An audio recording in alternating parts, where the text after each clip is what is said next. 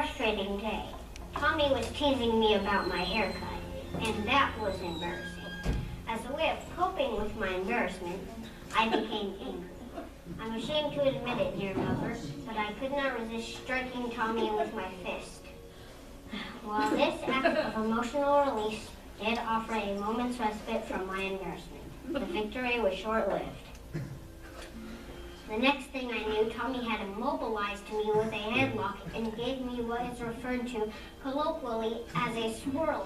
This isn't how kids communicate, but they do communicate in other ways. Play is a child's first language.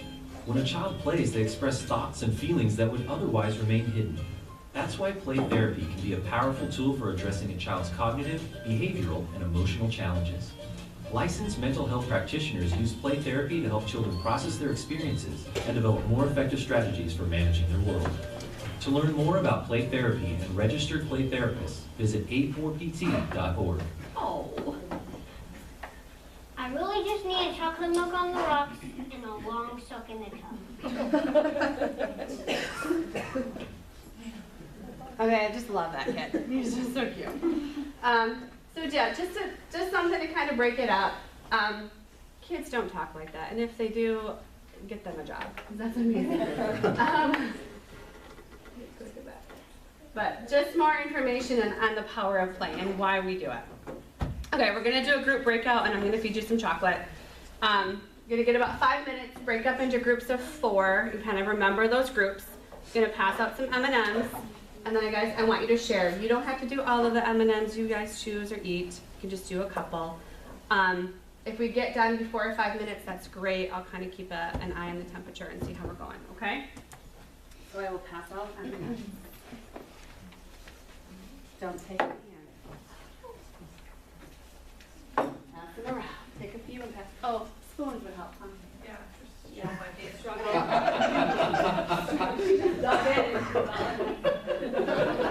One moment. I was wondering. I do appreciate your online approach, however.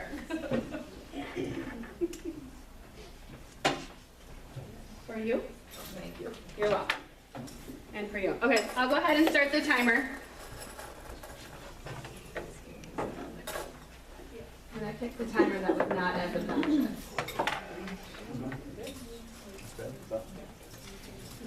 Yeah, okay. I was going to say. Senior citizen.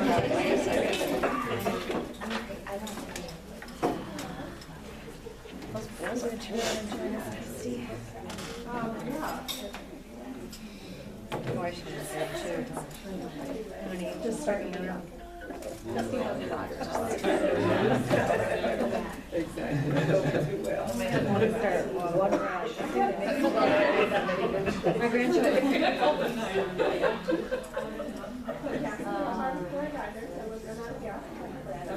Oh, corn should have seconded. Probably was some colors. I got 2 bachelors. I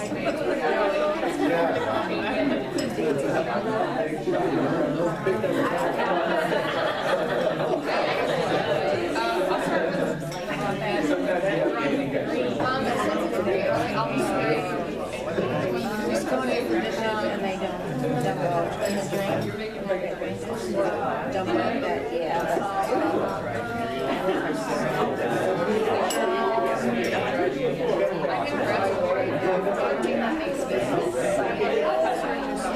I like it. I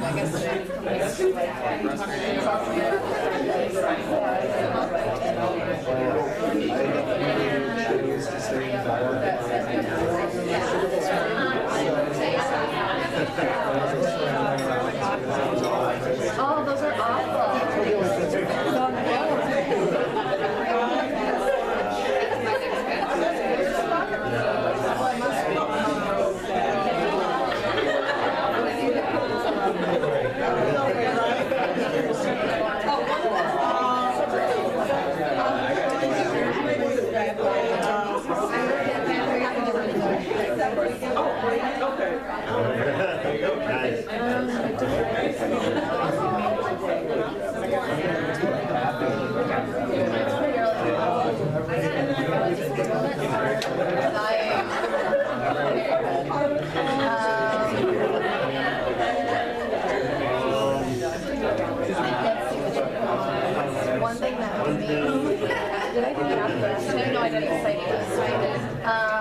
Happy my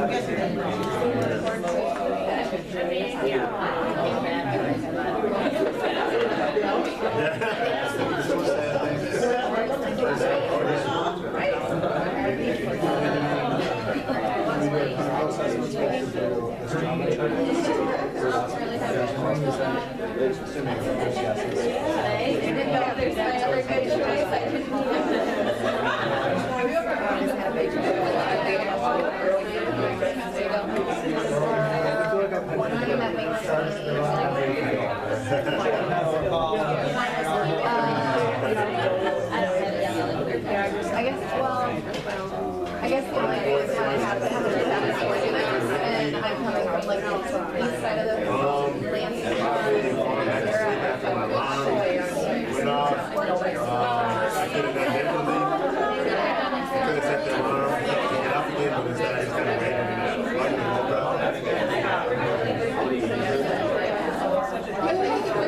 Oh my word, where did they go? Okay. They had a kiddo that was walking through. I didn't know that was a thing that they don't have. I was like, how? 30 more seconds. Like for 45 minutes waiting. Kudos to you. Oh, I know.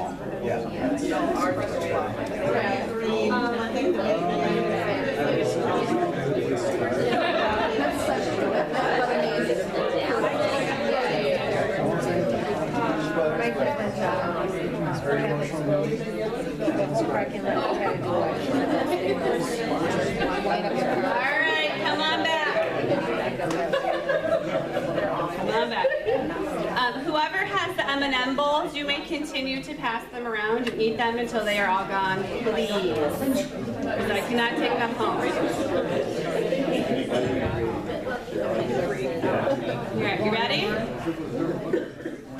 We didn't hear what you said. I said whoever has the M&M bowls can keep passing them around and eat them because I can't take them home today. All right. Pardon me. Did everyone get some chocolate? Some talking? Break that up a little? All right, I want to jump back in and I'm going to breeze through a couple of these quickly because I want to make sure you guys have enough time to do the fun part of today. The more fun part. So when we're using play in our interventions, we always want to make sure that we're using a strong theoretical foundation. Make sure that you know your theories. Make sure that it's always applicable to the child and the treatment goals that they're working on, which is our person-centered stuff. Also, kind of be mindful of their developmental and chronological age and how that impacts their ability to play certain games. And then always make sure that those relationships between you and your kiddo is strong and safe and secure, which goes without saying. I don't have any doubts about that at all for anyone. The next two slides are regarding Virginia Exline. I really like Virginia Exline. I think she just has some great philosophies and the way that she approaches children in therapy.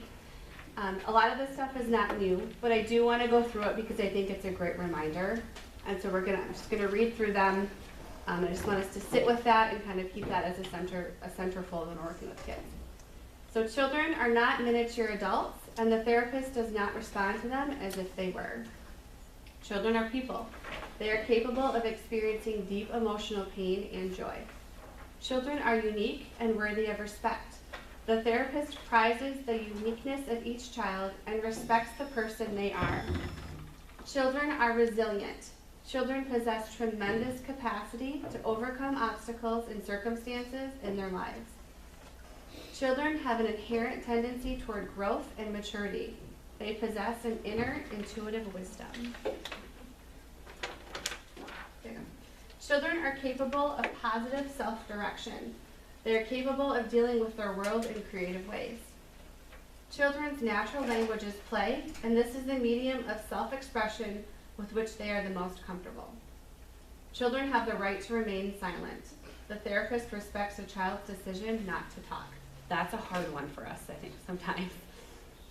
Children will take the therapeutic experience to where they need to be. The therapist does not attempt to determine when or how a child should play. Children's growth cannot be speeded up. The therapist recognizes this and is patient with the child's developmental process. Some of those things are hard, especially when we have looming deadlines and compliance and contractual obligations and parents or teachers breathing down our backs all the time. I think this is something that we can kind of go back to and keep that in mind. And again, sometimes we need to educate people a little bit. Another idea and activity is called Play-Doh and Rocks. Has anyone ever used this before? Okay. Sometimes kiddos really struggle with not being able to change a circumstance or change a decision or a consequence that they have been given. And so something that's really tangible for them is to kind of explain the Play-Doh versus rock problem analogy. Play-Doh problems are things that we can control or manipulate and change, just like Play-Doh. We can form it, we can change it, we can rip it apart, we can do something different. Rocks, on the other hand, are solid, they're formed. We can't do much with them except for throw them, which we don't want kids to do. But they can't be manipulated and they can't be changed. And so when we kind of explain to kids these two substances and they have a problem, let's say they get kicked out of the classroom because they're acting goofy. And you've explained this analogy to them, you can say, okay, is that a Play-Doh problem or a rock problem? Your consequence is that you were excused from the classroom. You can't change that, that's a rock. But what are the things you can change? Your behavior beforehand, you turning in your homework on time. At a residential campus, I won't lie and say I don't know all the rules and expectations that kids have to endure there, but I'm sure that there are some. What are the ones that they have control over, the Play-Doh, and which ones do they not, the rock? I don't know if you can give rocks to kids at residential or not. Go find them. I have so many rocks at my house. I find them in pockets and weird places. There's so many rocks. I don't even know why I didn't bring one because I have a collection to choose from. So right now at Meijer, the 15 pack of mini Play-Dohs are on sale. They're typically $5.99. When I bought some this week, they were on sale for like $4.25 or something. You get 15 little packs. You can get them at the dollar store too in a 6-pack. An 8 They're pack. small. An 8 pack for $1. But they don't have anymore because I just bought them all the other day. Check out our dollar stores.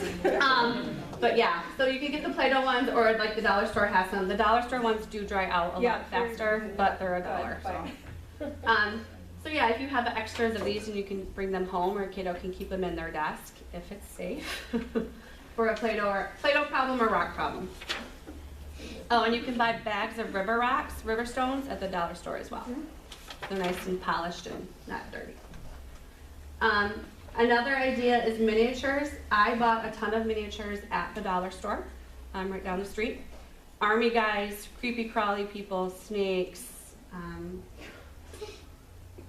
I don't know, dinosaurs I think they have right now, tons of miniatures. There's lots of things you can do with them. Sand tray, one of my favorite ones is to say to a kiddo, pretend like you're a movie and I take a picture. Play out for me what that picture looks like right now. Make that scene for me in your sandbox or your kinetic sand or whatever you're using. Another one is story time. Have them pick out 5 miniatures and draw a picture and include those miniatures in their picture. And then afterwards, have them tell you the story of what's going on in their picture. Genograms, help them make a genogram and have them identify a miniature for each person in their genogram and have them describe it for you. Same with eco maps. Now the next page, I have made my genogram. So that's the last picture. And when I did this, I didn't have a lot of miniatures to choose from, so I literally just like plucked some out and put them on the page. And then when I was coming back through this, I kind of took some time to look at it, and they actually make sense, which is a little bit scary. So there you go. Up at the top is my mother and my father, Jane and Steve. Is Steve a pig? Steve is a pig. Do not tell him, I swear, Megan. Jane is, I gave him the house, or gave my mom the house. She really is the heart of our home. She keeps it all together. My dad, I really didn't have anything to choose, so I stuck the pig in there. And then when I was coming back through, I remembered my dad worked on a pig farm until I was 5 years old. And I would often go to the pig farm and go to work with my dad back in the day. I don't know why he works at a pig farm, because he does like international parts analysis, so I don't know, pig farm to that, I don't know. But I have a picture actually of me when I was probably 4, covered in what I'm hoping is mud, from the pig farm with my dad. And it's one of my favorite pictures of all time. I'm in the middle there with a fire truck. Again, I didn't put any thought into it when I chose the fire truck, but looking back, I would say probably the last couple years of my life has been constant craziness and chaos and putting fires out, so that makes sense. My little dude on the left, he is 4 years old. He's really big into cars and stuff right now, but at the same time, he is always on the go and always moving and always just active, and so the car makes sense. And then my youngest one there on the right, he's 2 years, 11 months, and the duck was just super cute, I thought, and then as I thought more about it, I call him my little duck all the time, and I was like, oh, this stuff is so buried in my subconscious, it's weird, but there it goes. If anyone tells my dad that I made him a pig on here, we will have words. You should not even included that picture in your slideshows, it's like proof. I want to take some time now to talk about the types of play and the stages and themes in play. There's 3 different types. You've got your directive, non-directive, and filial. We're going to focus on the 2 at the top there. Non-directive play is play that you allow the child to direct. It's child-led play. And so you don't interfere, you don't try to manipulate what they're working on, you don't give certain games. You just say, yeah, we're going to play today, go pick something out. And when they're playing, you don't label it for them. You don't say like, oh, you're throwing the ball. You can say, oh, what are you doing with that? Or what is that thing? Or who is that? And let them kind of determine what those things are. It's much more open-ended questions, much more fluid and organic play. The therapist's job in non-directive play is to act as an observer, basically. So you're not really interfering, you're just kind of letting them do their thing. And the result is that the child makes up their own story, they're playing their own games, and they're making up their own character or the type of art that they're doing, and kind of playing out what's going on internally. Directive play is just the opposite, and that's where the therapist actually aids in the direction of the play. A lot of CBT therapists use this type of play. You're focusing on kind of what the treatment goals are, behaviors and actions. It's really great with kiddos with trauma and teaching kiddos concerns. So the therapist would kind of pick a game to play or pick the story that you're going to read in regards to what's going on with that kiddo or what the treatment goals are. And the goal is so that the therapist basically has more control over the session and can gather information and identify certain concerns that the kiddo's going through. So you're very, closed-ended questions, or, how is that mommy feeling right now? Or, oh, that mommy just hit that daddy, what's going on right now? Or, you chose to make your red square move to this thing, why is that? So very closed-ended questions. This is another activity. Any questions on that, first of all? I know I sped through that kind of quickly, and I apologize. Another activity is railroad tracks or brick roads or whatever you want to call it. But I've done this with the wind-up kiddos before, where I have them kind of pick out 5 positive life events and 5 not so positive life events, make like a brick road or a railroad track, draw it out, and have them kind of outline when these things happened. Like when I was 2, my parents got divorced. When I was 5, we got a new puppy. When I was 7, we moved to Texas. It was hot. When I was 9, my brother was in a car accident. I know I'm just making things up. It kind of opens up some conversation. It allows you to identify with these kiddos some really life events that impacted them and that they're still thinking about, and some things to kind of focus on going forward.